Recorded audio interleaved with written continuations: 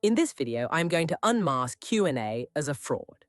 In 4 quick steps, I will prove to you that Q&A has contaminated our presentations as a virus without ever showing any value. Greetings, dear business leaders and organizers of gatherings. My name is Claire, your AI consultant for the Meeting Design Institute. I do this based on the work of Martin Van Este, the author of 5 books on meeting design and winner of several awards. Q&A is a meeting design technique that speakers, the audience, and organizers know and expect. It is the standard at every presentation for any type of group. But is questions and answers really what speakers and participants should do? Let's unpack this. Since forever, organizers and speakers have wondered how to make meetings and presentations less boring. When the audience listens, their energy goes down, and in about 10 to 15 minutes, we lose many of them. We call them participants now. But are they really participating? Okay, with, for example, voting, about 90% of the audience becomes briefly participants.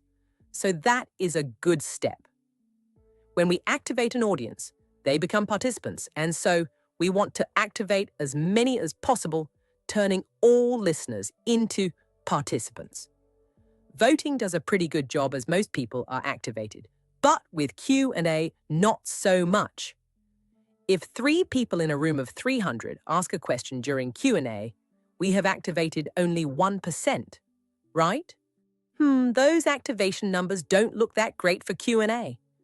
But it gets worse.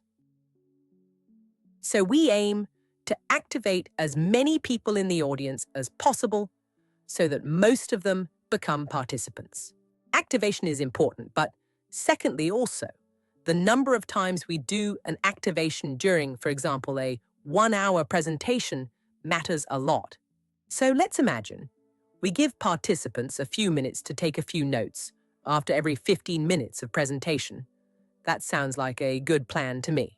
So, a few times activation spread during a presentation is what we need, not just at the end, as with your typical Q&A.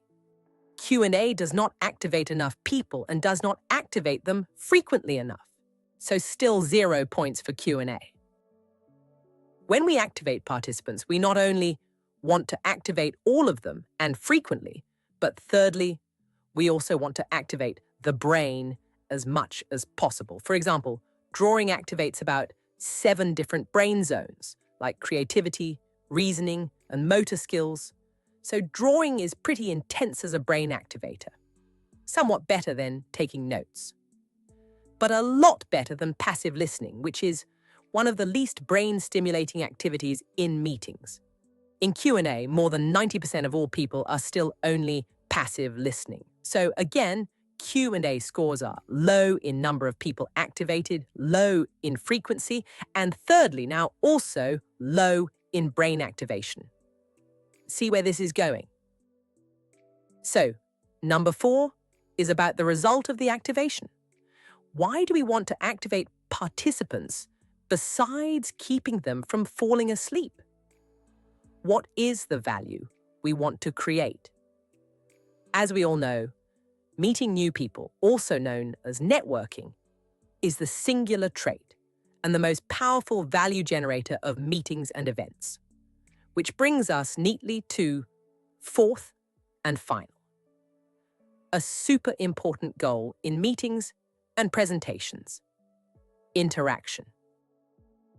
Interaction has been a topic for many decades now, but what is interaction really? Often misunderstood, this word is a composition of 2 words, inter and action. Action, we know. It is the note-taking, the drawing, the voting, etc. But inter, what does that mean? Well, inter is Latin for in between. Action in between 2 or more participants. Participants interacting with other participants, not the speaker. This is when the magic of gatherings excels. It is when we help strangers meet.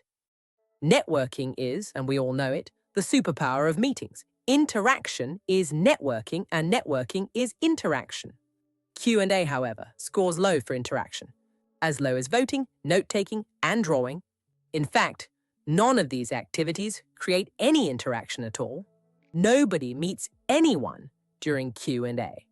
And connection, interestingly, happens to be also the #1 driver for event attendance. So, in conclusion, we just unmasked Q&A. We established that Q&A disappoints in both quantity and quality. It scores a very low percentage of activation, low frequency, low brain activation, and worst of all, 0 interaction. Despite the fact that high scores in all of these matter a lot, many organizers accepted Q&A as a good standard practice. Let that sink in. Do you want to change this? Then start by using this new word that at the making of this video is not even in my spell checker. Interactivation. It's a verb for what you do when you activate people in a group among each other. Interactivation should be a new standard or a new KPI or even someone's new job title. When you gather people and you interactivate them from audience to participants, you multiply the number of valuable new relations. Next time, when someone proposes an activity, an icebreaker, or a format for a meeting, ask them, are we interactivating the group? Or how many participants are interactivated? How many times? In an intense and interactive way. So Q&A does not create new relations, while we all know that new and good relations are very important. They are even good for your health, as this ongoing study from Harvard that started in 1938 shows. Let me know in the comments how you plan to use interactivation to create new relations, and if you will end the use of Q&A. So how do we drop Q&A? What replaces it? The concept of interactivation is fully explained in the book Perfect Strangers. The ultimate replacement of Q&A is called CAT. Discover the power of CAT among perfect strangers, interactivation, and a dozen other new concepts in this game-changing book about improving meetings and presentations. Follow us on LinkedIn, and I will see you in the next one, where I will reveal the shocking simplicity of the CAT that completely eclipses Q&A.